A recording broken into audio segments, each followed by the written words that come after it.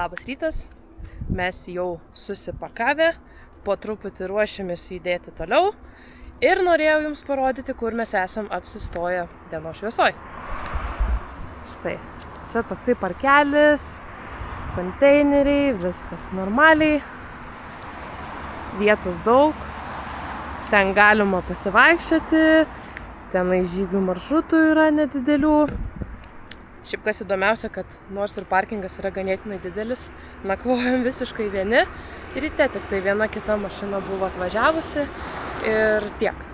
Na, o dabar mes judame į žygį. Radome tokį ilgesnį ir bus labai įdomu, kaip mums ten seksis, nes atsiliepimuose radome labai įvairių nuomonių. Vieni sako, kad žygį įveikė per 3 valandas, kiti, kad per 7, kiti sako, kad jeigu esat gerai pasiruošę, tai galite įveikti per 2 valandas. Tai tikrai įdomu, nes nėra tokio vieno tikslaus atsakymo ir atsakymai kardinaliai skiriasi. Tai pažiūrėsime, per kiek laiko mes įveiksime. Ir aišku, mūsų situacija yra biški sudėtingesnė vien dėl to, nes mes turim augintinį, kuris nežinome, ar yra ganėtinai geros formos, kad įveiktų tokią viršūnę, bet irgi domėjomės, ar gali jį įveikti šunis. Tai atsiliepimuose žmonės rašo, kad jeigu šuo yra ganėtinai ištvermingas ir pasiruošęs tokiems žygiams, tai viskas gerai. Bet mes kaip ir nelabai galime vertinti, koks pasiruošimas yra mūsų augintinio, nes nebandėme, nežiūrėjome, tai manom, kad tiesiog bandysim. Jeigu nieko nesigaus, tai tiesiog nueisim iki tiek, kiek einasi ir po to grįšim atgal. Nes irgi žmonės rašo, kad labai gražus žygis, tikrai labai verta, labai gražus vaizdai aplink, kiek beeisi į viršų, tai manau, kad važiuojam.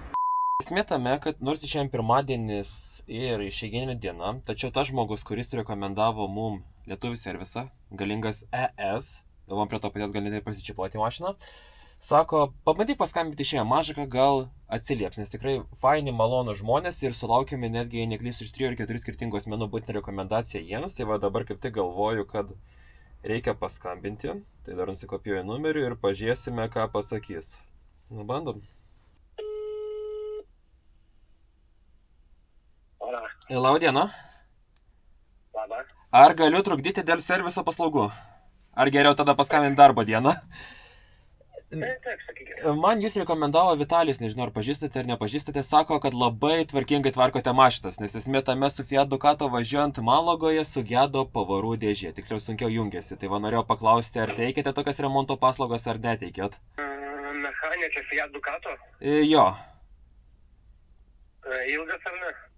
Ilgesnis jisai yra. Ne kemperis, bet čia tiesiog mikroautobusiukas. Ilgesnis, dabar klausimus, ar mes galėsim aišku pasikelt. Nes aš... Nes jeigu ilgas negalėsim pasikelt, tai čia bus problema. Ai, supratau, nes esmė tame galiu tik tai įvardinti kokią problemą, kad pavaros išjungus variklį jungiasi puikiai, o įjungus variklį taip atrodo, kad reikia jau 3 kartus daugiau sveikatos norint įmesti pirmą, antrą pavarą atbulinę. Galbūt, gal sanka bus kokį išminamųjų guolį, arba dar gal kažkieno. Arba sanka, arba... Jo, nes esmė tame, kiek domėsi internetą, tai ten kažkoks yra, kuris užžudėja pavarų perjungimas virtelės, dar kažką nelabai, žinok, suprantu, nes su mechanikas tiesiog sakau, ką internete mačiau. Tai va tas dalykas, tai va nežinau. Priklauso dabar kokio jis ten ilgio, ar tausme reikalą esant, ar mes galėtume pasikelti į viršų, ar ne. Aš nebent galiu jį išmatuoti ir tada greit parašyti jums žinutę arba perskambinti, kaip patogiau jums. Tarko, jo, vis tiek šiandien nedirbam, tai... Taip. Jo, pasakysit ilgį, aš tada pasakysiu rytoj. Gerai, tada išmatavimus galiu jums atsiųsti tada SMS žinutę paskui. Be abejo. Jau nežinau, arba per WhatsApp, arba per Viber šitam numerį. Be problemų, tada ačiū jums labai, atsiprašau, kad sutrukdžiau šiandien dar švęsti ir tada iki greito. Ne problema. Iki. Reikia, Tai va, reikia išmatuoti automobilio matmenis. Kaip ir sakė, reikia išmatuoti. Esmė tame, aš šitą autobusą ieškau matmenų būtent internete, bet tai aukštis netitinka, tai ilgis. Esmė tame, kad čia retesnė komplektacija, kadangi yra šitie langeliai, nes dauguma yra su vientisais langais ir kažkaip tada skiriasi jo dimensijos. Todėl paprasčiausia bus išmatuoti jo ilgį.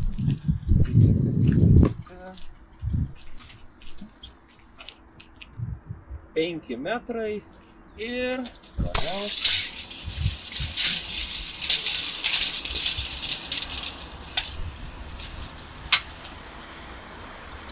5 metrai ir 50 cm.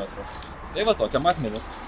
Kylam į kalną, aišku, problemų tai yra su pavarų dėžė, bet esmė tame pasirenki vieną pavarą, tai arba antrą, trečią ir viskas. O pirmą dar, man atrodo, pamiršau paminėti. Skambinau į Galingas ES, tai yra tuningo kompanija, vadinkime, kuri didina galią ir nežinau, kad jie užsiima automobilių remontu. Tai ne vienas rekomendavo ir sakė, tikrai normalus žmogus Richardas Malogoje dirbantis tikrai priims, tikrai aptarnaus. Ir dar patikino, kad jisai yra techniškas, tvarkingas, ir ką girdėjote per telefoną, labai mandagus, kas tikrai yra retenybė būtent serviso srityje. Nesakau, kad visi, bet sakau, mano asmeninė patirtis, gal tiesiog užsirauname dažniausiai ant tokių asmenų. Tai va tikimės, kad rytoj jisai atvykęs į servisą savo galės išmatuoti būtent visą tą keltuvų dydį ir duoti mums teigiamų žinių. Arba bent vis vien, dirba Malagoje, tai turi pažinčių, kad galėtų nukreipti tinkamą linkmę ir galbūt patarpininkauti. Aišku, mes tikime nemokamai visą kitą, nes už kiekvieną pagalbą tikrai atsilyginame vienai per kitaip, ar tai su pagalba savo kokia nors reklama, arba piniginė, tačiau visą laiką visą tai vertiname. Tai va tiek, o dabar matote, kokie keliukai gražus yra ir vinguriuojam toliau. Atvažiavom į vietą, tik čia šiek tiek su parkingu prasčiau. Su pavarom irgi. Tai dabar ieškom, kur pasistatyti. Kadangi esam dideli, tai telpam ne visur. Buvom pasistatę vienų vietų, bet pagalvojom, kad kitos mašinos gali nepravažiuoti, tai dabar važiuojam ieškoti toliau. Čia statysi? Jo, manau, aš tai čia naibiškai paduoti į priekį ir gerai. Ai, čia dar duobės. Bet gal neužstriksim. Pradėjom savo žygį. Pats žygis, tiksliau viršūnė vadinasi Pico della Concha. Kaip matote už manęs, maršrutas ganėtinai gražus, vaizdingas kol kas. Paskui rašė, kad perės visą tai į akmenis, tačiau matome, kad žmonės ir su vaikais važiuoja, ir su augintinis. Tai manau, kaip Gabė sakė, tas komentarai tai realiai nereikėtų visą laiką žiūrėti juos, nes kiekvienas sprendžia pagal save. Viršūnės aukštis yra 1,2 km, tačiau neįsigaskite, kadangi kopimas pradedamas nuo 800 kažkur metrų, nes mes matote, einame tokiais takeliais, pasivaikščiojimas realiai pagal kas lengvas ir nieko varginančio. Per programėlę žiūrėjau, kad paskui tik tai yra staigesnis sukilimas. Taip pat kiti rekomenduoja, kad reikia atsisiųsti visą tą žemėlapį, nes čia nėra ryšio interneto visiškai, nei skambinimui ir galima labai lengvai pasimesti.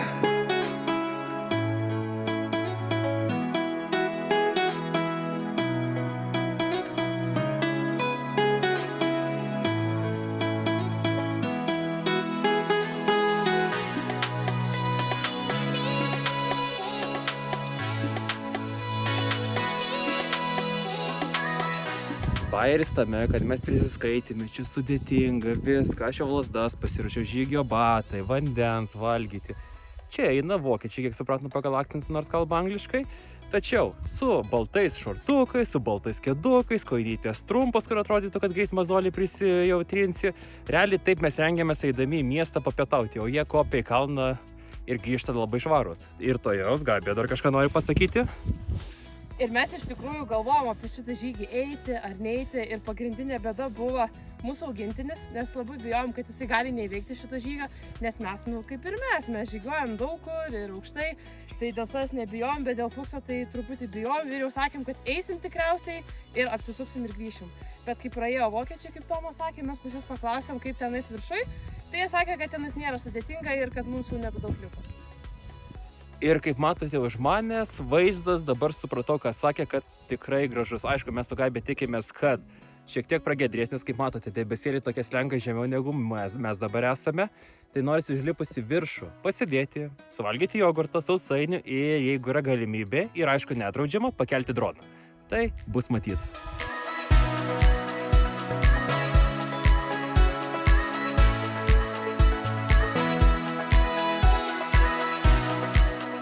Filmavau, nes buvo statesnė į kalnę per akmenis, bet matote, kur Gabija stovi? Tenais žmonės eina ir mums reikės eiti čia, iki tenais. Gerai, kad biškio debesis prasisklaido, aišku, dar tokie keli pavieniai plūduriuje, bet tikėsimės vaizdas bus gražus. Atvykome į viršų, tik svarbiausia taikytis, kuomet pakliūname, kadangi nemažai yra debesų. Tai irgi labai svarbu pataikyti, bet aišku, dar palauksime, kol atsilaisvins žmonės nuo suoliuko, kad mus galėtų kažkas nufotografuoti. Gabė ilsisi, keturkojais mūsų irgi dabar jau atostogauja. Tai va tiek. Ir aišku, sudėtingiausia dalis buvo dabar įtariu ir dėl ko rašė būtent tą, ką jums rodau. Būtent šita atkarpa per akmenis, o visa kita ganėtinai lengvai įveikiama. Kaip atrodo ta vieta pragiedrėjus. Žymiai gražiau atrodo kuomet be debesų. Po 5 valandų žygiavimo, čia pirmyn atgal, jau pagaliau mūsų žygis ateina į pabaigą.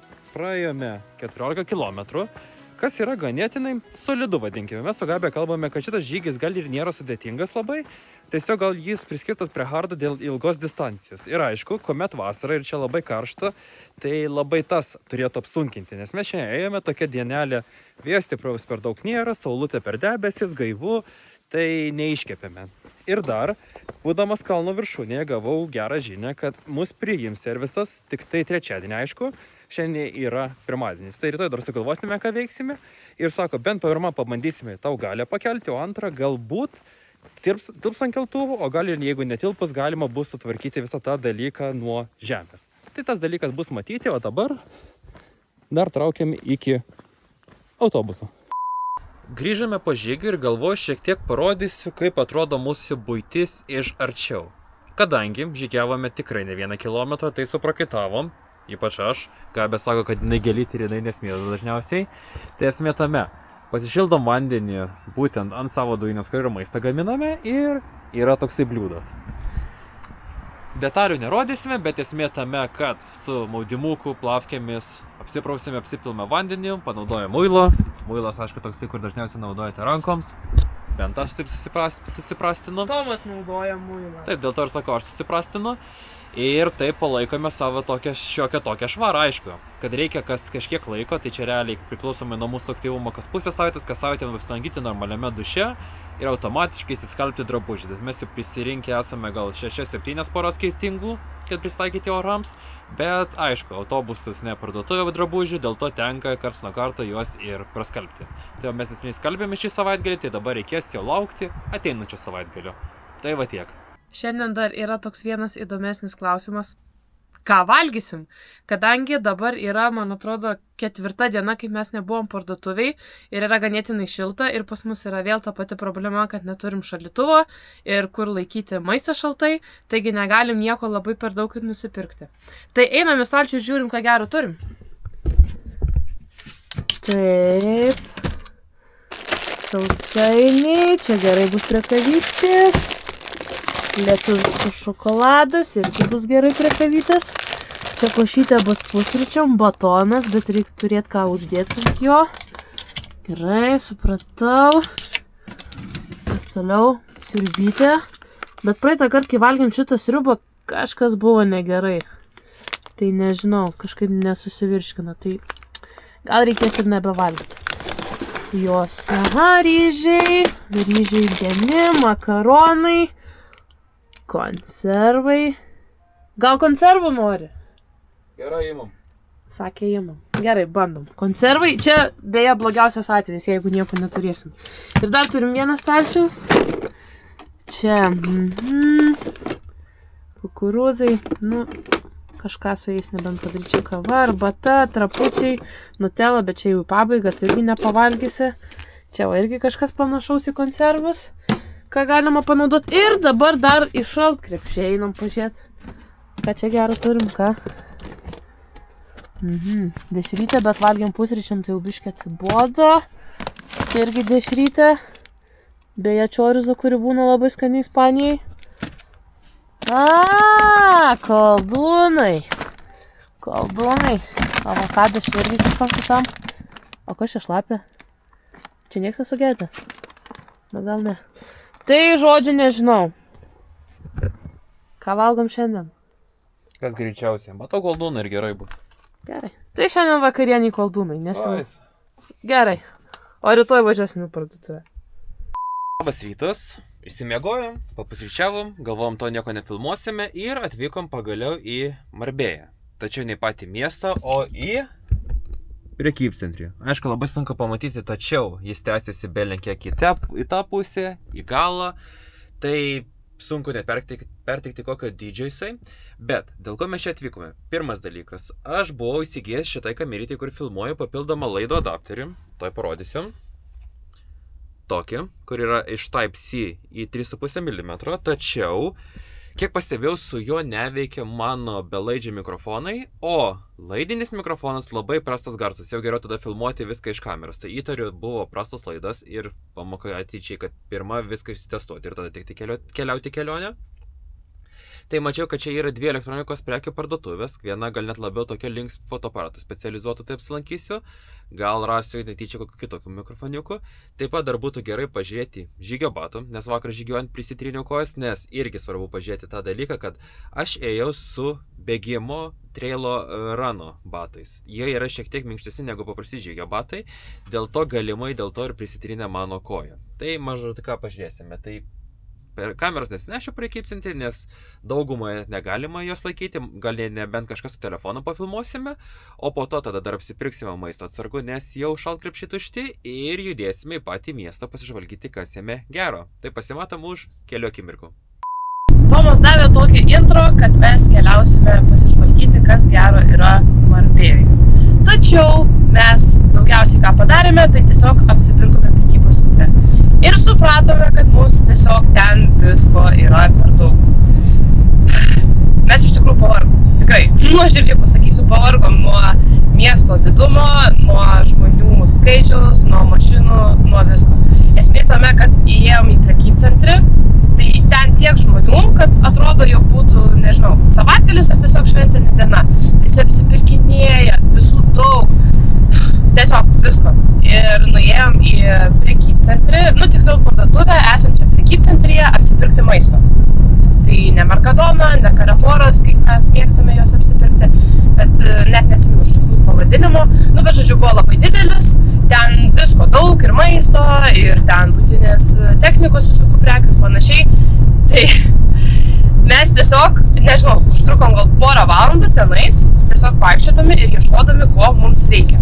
Nes tiek visko daug, kad neįmanoma tiesiog surasti. Tai ką, mes tiesiog... Čia iškirpti nesvarbu. Tai mes tiesiog nusprendėme, kad užteks jau mums šitų prekybcentrių, užteks viso miesto ir mes tiesiog važiuojame toliau, susiradę savo nakvynės vietą ir ten pabūsime. O oras beje labai puikus. Matėme, kad buvo parašyta, jog yra apie 23 laipsnių šilumos. Tai tikrai labai smagu. Tai manau, tikrai bus galima kažką tai nuveikti. Gal aš man dabar pasakyti? Iškirpam.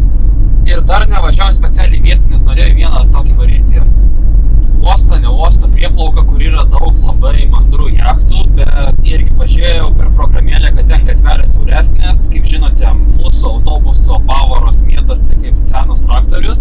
Tai irgi per daug, nes jau vien problema yra žieduose. Norint greitai įsimesti iš antros į pirmą, iš pirmos į antrą, jau tenka daug sveikatos naudoti ir bijau kažką dar labiau sulaužyti, nes rytoj jau mūsų laukia servisai. Dėl to jau mes nuo Marbėjos judame link Malagos ir kažkur tarpinėje stotelėje sustosime pabūti paplūdimyje, nes kaip be sakė, oras gražus.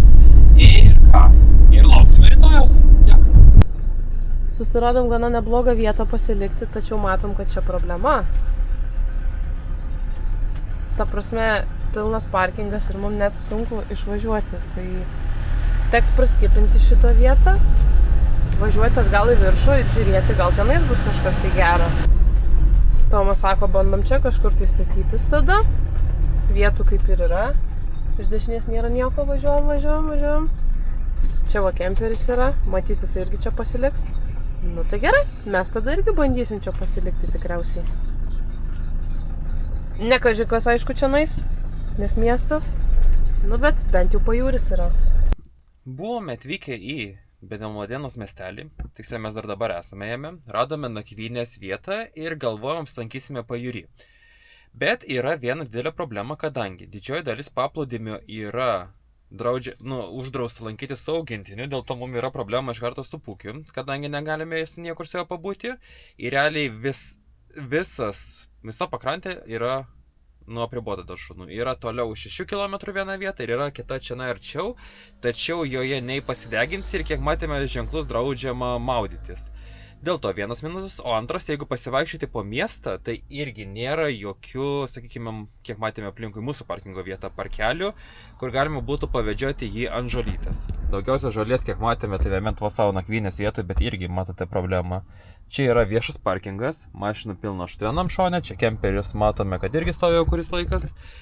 Ir galvojame, kad irgi komforto per daug nebus šiandien nakvoti, kadangi už mūsų yra ganėtinai aktyvus kelias ir, tikrai bus diskomfortas toksai. Kitos parkingo vietos miestelė irgi yra arba mokamos, arba tokio, kaip sakykime, riboto ilgio. Tai jau sunkiau įsiparkuoti su mūsų autobusiuku. Su mažom hatchbackais, iki universalo viskas gerai, bet irgi. Praėjom šiek tiek gatveletą ir matome, kad buvo viena vieta iš kelių kilometrų atstumų. Tai nusprendėme, kad geriau mes judėsime iš paplūdimio, iš pajūrio labiau link žemyninės dalies, rasime gal kokią nors vietą prie upelio, ežeriuko, ten pernakvosime, kadangi visiems rytojus reikia laukti serviso. Tai tiek manau ir tada pasimatome iš kitos mūsų nakvynės vietos.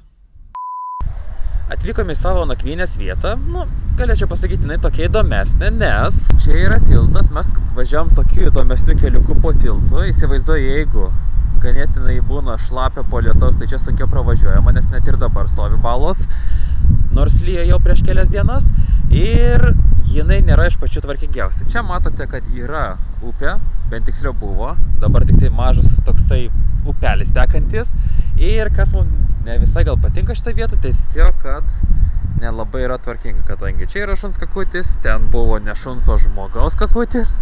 Šiandien nežinau, kas gal kaip barelis įsivaizduoju, nestovėjo buteliai, bet aišku, tušti, ar vietinių vadinkime barelis toksai. Ten toliau yra šiukšliadėžės, dar toliau spėjame, kad yra tualetas, bet dar neteko apsilankyti, nes ir žmonės tame kempina, nesinori per daug trukdyti, tačiau, ką mums norėti, esmė tame, mes visien ieškome nemokamų parkingo vietų ir kad nebūtų per daug kemperių juose, kad galėtume laisvai šunį paleisti ir kad jisai galėtų savo vaikštinėti. Tai tenka sutaikyti su tokiais ir minusais minimaliais, bet čia vienai nakčiai jokių problemų. Man čia net yra žygis palei šitą upelį, tai pabandysime pažygiuoti, kadangi dar anksti yra tik tai 4 valandos popiet. Ir va, ką norėjusi dar parodyti, mes įsigijom šiam parduotuvėj, man buvo problema su šitu laideliu, kadangi aš turėjau iš Lietuvos, tačiau jisai buvo nekokybiškas, dėl to garsas į mikrofoną nepersidodavo normaliai, dėl to įsigijome kitą. Šitas valaidelis jums gal ir nuostabu bus, bet kainuoja 22 eurai ir teko tokią mikrofoną pritvirtinti biškį samadėlkiškai su medvaršiu prie kameros laikiklio. Bet dabar tikiuosi, kad garso kokybė bus geresnė, nes šitie pūkiai izoliuoja vėją ir aišku, galiu pasirinkti kurį naudoti, ar tai kad būtų priekinis pūkis, ar galinis įrašymas, kad, pavyzdžiui, taip kaip vloginame įrašytų galą, taip kaip vloginame įrašytų priekį, arba kai mes su Gabija kartu, kad ir priekį, ir galą. Bus įdomu išbandyti.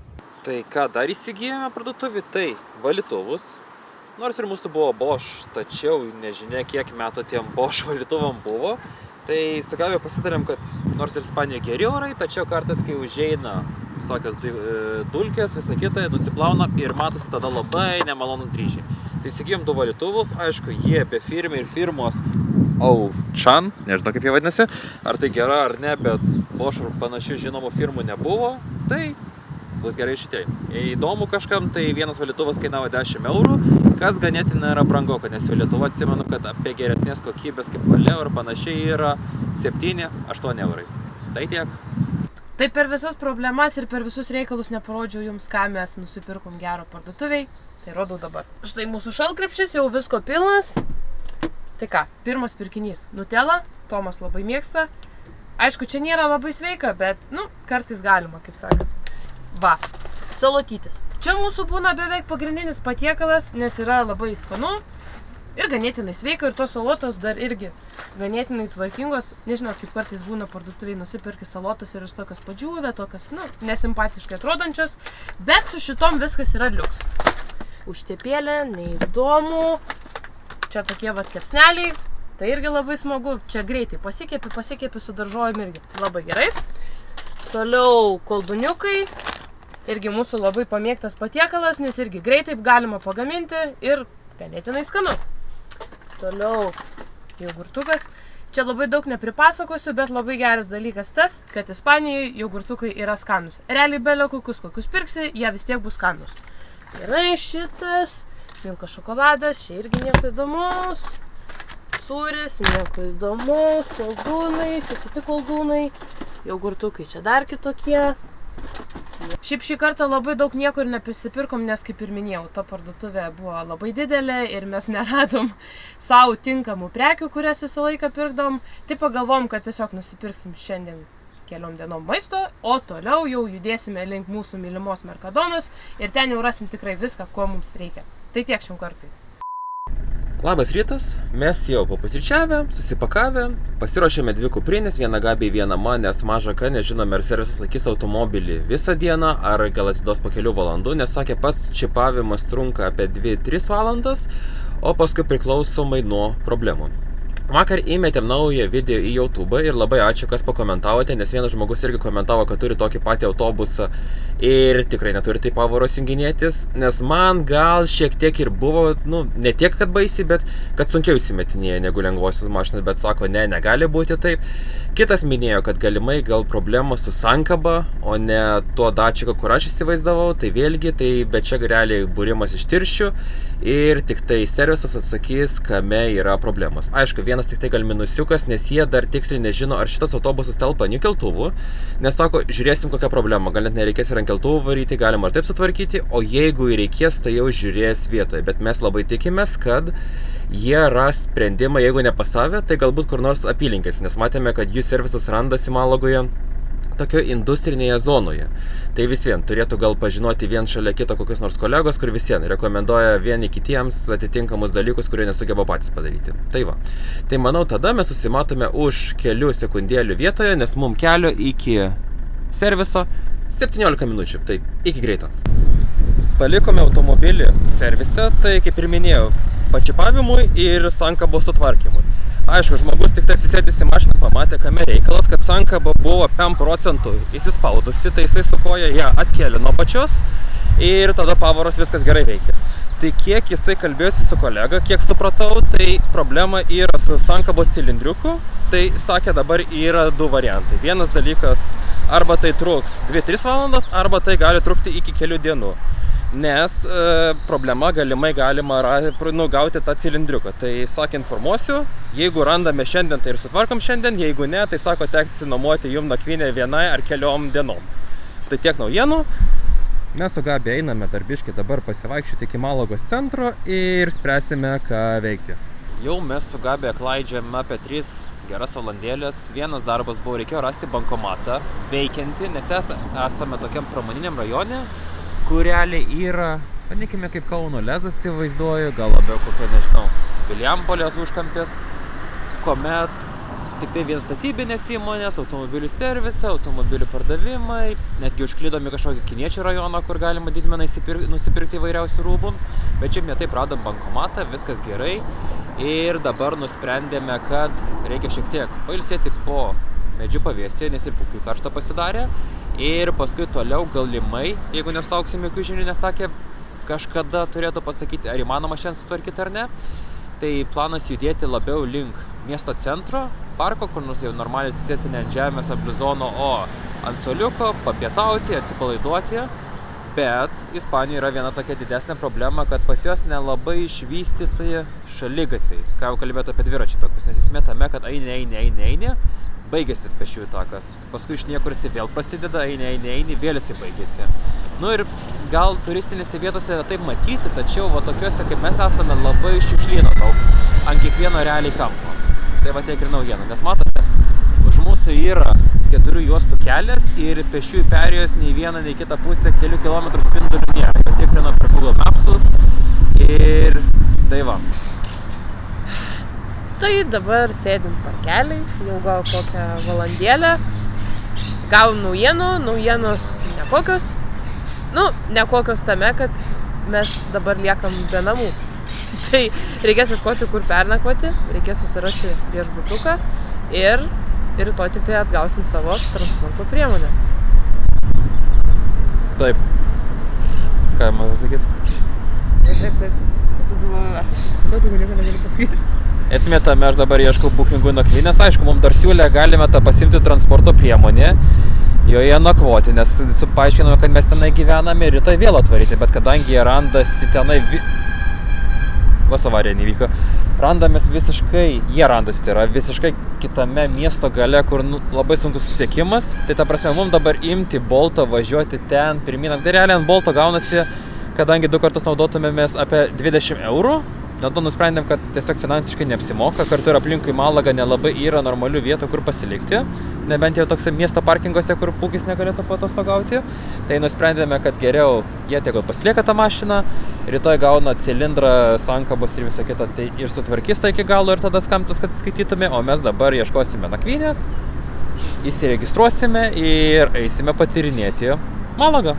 Aišku, čia tik tai problema šitoj pusėje nėra labai daug pet-friendly kavinių restoranų, dėl to irgi sudėtingiau su mūsų augintiniu, tai pažiūrėsime. Tai bet informuosime. Iki greito. Bet tai papasakok, kokia situacija. Ieškome nakvynės ir kur netoli buvo Ibis viešbučio, tai įdomiausia tame, kad nematome, kad būtų dušas. Realiai kitose rašo per bookingą, kad yra dušas arba dar kažką, čia nieko nerašo. Tai šitą praskipiname ir dabar radome artimiausią variantą už 40 minučių pešiomis, kur yra ir dušas, ir skalbimo mašina, tačiau nebent tik šitus rūbus skalbti, ir labiau arčiau Malagos centro. Prie Airbnb žiūrime, kad artimiausiai kažkas iki 100 eurų randasi tik tai vienas apartamentas, kuris ten arčiau jūros 50 eurų, tačiau mums priklausytų kambarys bute. Šiaip viskas gerai, problemų nebūtų, bet kadangi mes esame su keturkoju, jiem kartais užplaukia nuotaika, kad jis nenori su kitais bendrauti, tai atsiranda papildomų problemų. Bei šiaip mano patirtis su Airbnb yra tokia, kad ten nelabai prižiūrimas ta pati platforma yra, kadangi irgi buvom kelis kartus rezervavę, viskas gerai, pinigai pervedami ir paskui galiausiai, mes nebeteikėm rezervacijų arba negavom rezervacijų ir galiausiai tenka blūdinti. O su bookingu viskas griežčiau ir garantuotai tada jau būna randama nakvynė. Bet biškai brangiau. Tai va toks ir minusas. Tai manau, kad rezervuoju tuos apartamentus už 80 ar 75 eurus ir dabar kem minutėlių tą kryptimį eisime pasivaikščioti iki jų. Nu tai ką tu? Laukiame šeimininkų, nes esmė tame. Nuo ko čia pradėti? Informaciją pateikė labai laužytai. Šiaip netaip radome dėžutę, kur būna raktai tokie tipiniai bookingo, įvedi koduką, viskas gerai, atsidarom kambarį, kur turėtų būti gabiai dabar čia po šonu. Bet tenai visų pirma smirda, šlepetės, vaikų žaista, atrodo, kad kažkas tenai gyvena. Tai nesuprantam to. Pateiktas numeris, skambinam neatsiliepia, WhatsApp'o rašom net nesinina. Tai realiai sugavę pagalvom, kad palauksime dar šiek tiek laiko, jeigu ne, tai tada prašysim bookingų, kad refundintų, nes realiai neturime kambarį ir ieškosim kažką aplinkui, kadangi mes dabar esame tokioje vietoje Malagos, kur jau vos ne kiekvieno kampo galima rasti už viešbutį. Nu bet aišku, brangiau biškį, bet. Ir dar vienas įdomus faktas, kad per bookingą nenurodyta, kad papildomai kainuoja šuo. Tai irgi papildomas dalykas. Šiaip ne taip, pagaliau atvykom į savo nakvynės namus. Kiek įsivaizduojam su Gabe, tai tenai yra savininkas šitų butelių, kuris nuomoja per įmonę kažkokią ir ta įmonė išnuomoja per bookingą. Nes kai paskambinu telefonu, pagaliau per WhatsApp'ą gavosi susisiekti, tai girdisi toksai kaip skambučių centras, tai panašiai taip ir įsivaizduoju ir parodau, ką gali 75 eurai Malagoje, realiai arti centro, nupirkti jums. Tai va, atrodo mūsų apartamentai, Gabė čilina, Pukis irgi. Tai va, į 75 eurus įeina toksai nuo saulės uždengimas, realiai panašus kaip būna iš vonios išlipus kilimėlis. Dar viena užuolaida. Kondicionierius, kurio drėgmės surinkiklis yra, ar nežinau, kondensato, va tokiam bambaly. Taip pat yra spintų dekoras, ne spintų, sienų dekoras. Įtarime su Gabė juokėmės, buvo šita spinta užstumta tenai, tai tos vietos ir nenudažė. Dabar kaip atsitraukia, tik tai matosi. Šaldytuvas, firmos, kurios nežinau. Televizorius, reikės vakare pažiūrėti, kas kur kaip ką. Turim netgi kavos aparatą, gal net ir kapsulių reikės išbandyti. Ir to jau einam, parodysiu jums. Volia. Tualetas. Kriauklytė ir dušas. Tai va, Šiaip nėra blogai, tačiau kažkaip pamatėme, kad kuo daugiau toliau į pietus, to viskas brangiau. Nu, bet aišku, čia ko norėti. Tačiau, kaip aš anksčiau minėjau kažkuriame vloge, kad labiau galbūt apsimoka nuomotis kambarį, o ne kempingą, tai atsimušė žodžius, kadangi mes, kaip pamatėme, būtent pietuose labiau apsimoka tik tai kempingą. Kadangi mes kaip ten sumokėm 25-20 kiek, tai mes galim dar pasipildyti švaraus vandens. Iš krano vanduo nėra labai geriamas, nes jaučiasi toksai chloro prieskonis. Skalbenkė yra bendra, kiek matėme irgi, tačiau jinai tenai sukosi ir mačiau dar, kad laikmatis rodo 2 valandas su trupučiu. Ir ką? Tiek mūsų įžvalgo, dabar mes galvojame, kad Pukis liks paatostogauti, kadangi jau ganėtinai pavargo po šiandienos žygiavimų. Tai paliksime jį namuose, o mes su Gabi eisime kažkur papietauti, nes matėme, kad aplinkui čia yra keli prekybcentriai. Kas dar įdomiausia, kad papietauti čia yra sudėtingiau, kadangi dauguma kavinių užsidaro nuo 3:30 ir atsidaro tik 8-9. Dėl to tenka jau mums labiau rinktis iš prekybcentrių. Aišku, nesinori ten tų McDonald's, Burger Kingų, nes tai yra visi Lietuvoje, norisi kažko paragauti labiau vietinių. Tai judame. Labas rytas, mes jau kuris laikas susipakavę ir jau išvykę iš savo nakvynės vietos ir sugrįžom į tą parkelį, kur buvome vakar. Tik aišku, kitoje vietoje. Dabar dar darbuojamės. Fuksas sėdė. Labas, Tomai. Sveiki, gyvi. Vakar iš tikrųjų vakare net nieko nefilmavom, nes buvom ganėtinai pavargę, nes kol apėjom didžiąją dalį miesto, vis tiek be transporto, tai ir ten reikia nueiti. Tai ganėtinai nemažai ir nuėjome, daugiau negu 20 km. Tai jau galvojom, kad tiesiog pailsėsim, pabūsim ir atsikėlę jau ryte kažką tai veiksim. Tai va. Naujienos tokios, kad dabar yra maždaug po 1, iš serviso dar negavome jokių žinių, tai realiai ir nežinome. Ar šiandien atgausime savo transporto priemonę, ar neatgausime. Bet įdomus dalykas yra tas, kad Tomas šiandien kai ką sapnavo. Noriu papasakoti. Sapnavau tą, kad ispanai pasakė servisui, kad oi, pamiršom išsiųsti detalę ir jie šiandien negavo ir autobuso nesutvarkys. Tai dabar esmė tame yra jau 1:30 ir jokių žinių dar apie suremontuotą transporto priemonę. Tai dirbam ir laukiam, bent oras geras. Jo, tai džiaugiamės, kad bent oras yra geras. Ir ką tikimės, kad Tomo sapnas neišsipildys, šiaip jo sapnai nesipildo, tai tikimės, kad ir šį kartą tai bus. Nes, jau nebenorėtume iš tikrųjų pasilikti šitam mieste, nes jau truputį net ir pavargom nuo jo, tai norėtume važiuoti į gamtą. Bet ką, kaip bus, tai bus. Žiūrėsim, laukiam toliau. 2 hours later. Tai ėjo kažkelinta valanda, kaip mes čia sėdim parke ir mes vis dar sėdim, dabar yra, kiek dabar valandų? 2:30. 2:30 ir dar mes neturim jokių žinių. Tai nežinau, ką mes darysim, dirbti jau atsibodo ir jau čia ganėtinai šilta, jau reikia bėgti, nes jau saulė kepina. Ir kompiuteriai įsikrauna. Kompiuteriai įsikrauna, powerbanko neturim, nieko neturim. Nežinau, ką darysim, sakom, gal reikia eit pavalgyti, o gal dar reikia pabandyti parašyti. Tai tiek naujienų. Kažkaip nesinori žmonėm lysti į akis, bet galvoju dar tada, kaip Gabė sako, papietausime ir teks visiems paklausti, ar ieškoti antros nakvynės.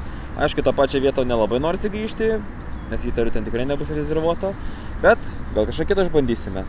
Tai va tiek. Jo, nes vakar tai irgi apie 2:30 gavom žinutę iš serviso, kad dėja nespės sutvarkyti, tai tikimės, kad ir dabar jau greitų metų jie atsiras.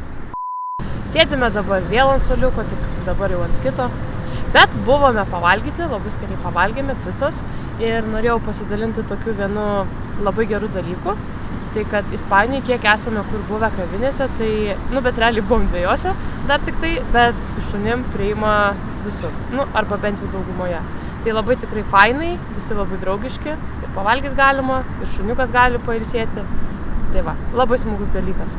O dėl mašinos, tai nežinau. Realiai jokių naujienų, nieko. Tomas parašė žinutę, jau gal kokia valanda, kaip nėra jokio atsakymo.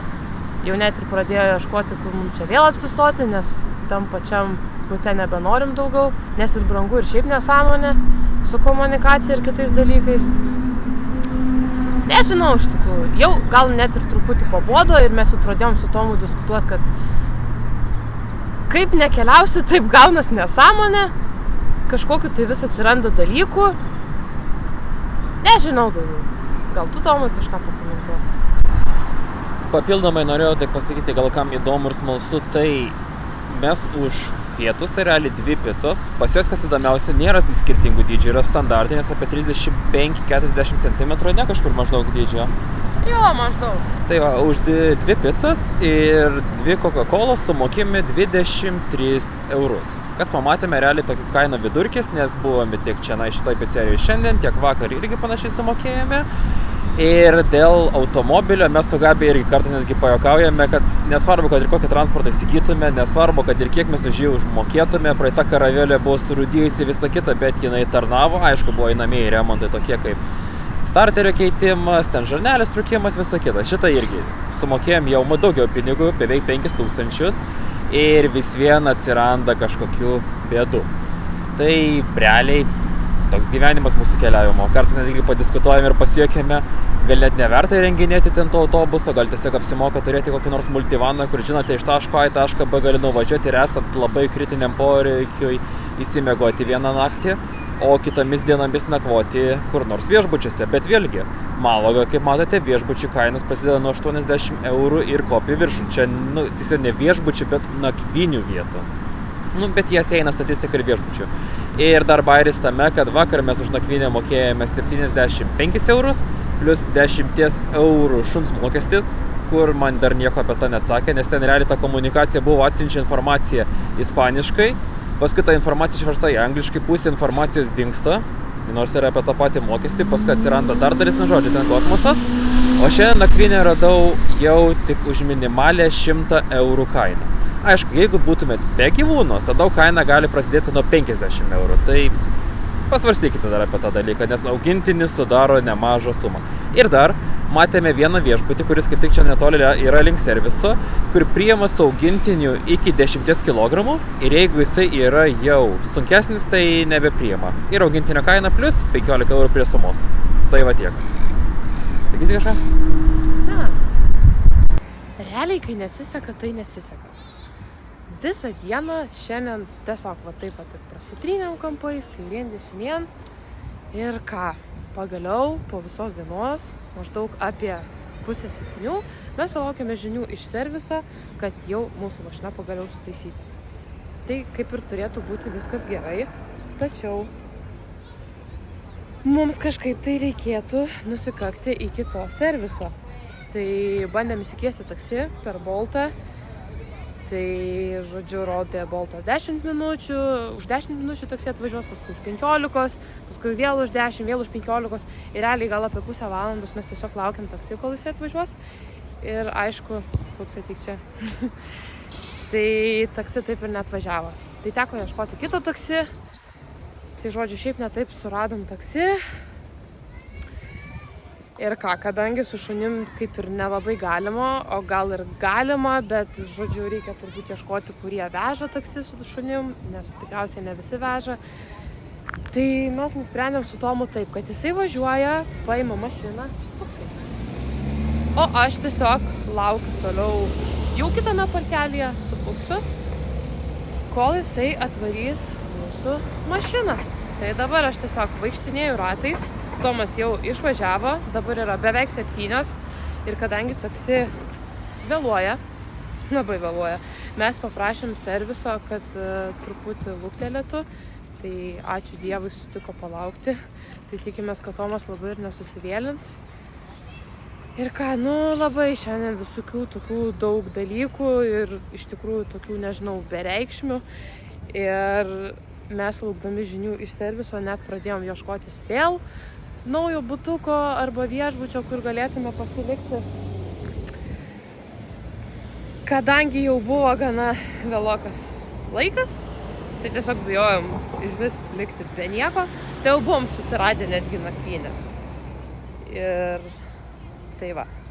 Bet ačiū Dievui nereikės nakvynės, sutaupysim pinigų, nes ir šiaip jau visas šitas tvarkymas mūsų autobusiuko kainuos tikrai nemažai. Tai bet Tomas detaliau papasakos po to viską, kaip ten kas sekėsi, kiek kas kainavo ir panašiai. Nu ir ką jūs galvojat? Pagaliau mes atgavom savo transportą. Ką tu? Sveiki, gyvi. Gal pirmą pradėsiu nuo taksi nuotykių, kaip Gabija pirmą minėjo, buvo iš jokių tokių. Tai realiai pirmą paskui pakalbėjau su taksi vairuotoju. Esmė tame, kiek supratau, Voltas nerodo, ar galima keliauti su augintiniu ar ne.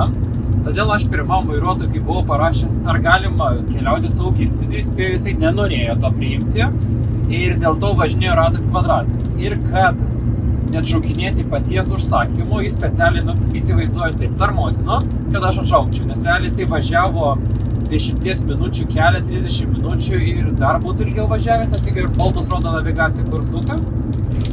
Tai vietoj to, kad suktų tinkamai išvažiavimais, visiškai priešingai ir važinėjo ratais kvadratais. Tai dėl to atšaukėm tą, radom kitą ir jisai mane realiai nuvežė per greičiau negu 7 minutės. Tai spėjau atsimti į servisą.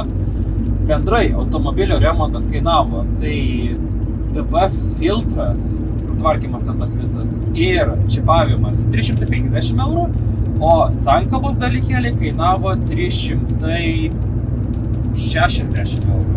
Jo, 360 eurų. Ir galiausiai bendroji suma gavosi 710 eurų, kas, realiai tai žinau, čia gera kaina ar ne, bet bevažiuojant jaučiasi tikrai trauka didesnė, nes, kiek jisai sakė, iš 94 kW, tada čia yra 111, tai jau yra šiek tiek padidėjimas, sukimo momentas irgi, tai jaučiasi jau ant žemesnių pavarų, kad geriau traukia. Ir tiesiog labai patiko dar jų komunikacija ir bendravimas, nes sako, tu pavažinėsi, dabar pasakysi ir viskas gerai, ir jokių problemų nėra. Kartu sako, ar jaučiasi ta trauka, nu ir kas sako, tikiuosi, kad geros kelionės dar bus su to autobusu. Tai tikrai 100% rekomendacijos tam servisui, dar kartu ir parašysi apie Google atsiliepimus, nes jeigu kada ir bus problemų, tai galingas ES Malaga arba, man atrodo, ten jau bendra kolegos irgi yra servisas V-Mods, V tai su W. Tai va, tai didžiausios rekomendacijos, ačiū, kas komentavote ir irgi patarėte būtent šį servisą, nes tikrai buvo ar 4 ar 5 asmenys netgi, tiek asmeniškai per Instagramą, tiek per Malagos lietuvių grupę, net ir asmeniškai žmonės rašė, tai ačiū dar kartą, o mes tada dabar traukime jau į nakvynės vietą, kuri yra už 43 minučių. Ir ką, manau, gal šiam vlogui ir taip pakaks jau, nes šitas vlogas realiai didžioji dalis yra, kuomet mes subirėjome, kaip mes bandome atgauti autobusą ir kaip mes, kaip čia pasakyti, bomžaujame Malagoje. Tai va tiek. Ačiū, kad žiūrėjote ir pasimatome kitame vlogui, kuris daugiau įtariu bus jau turistinis.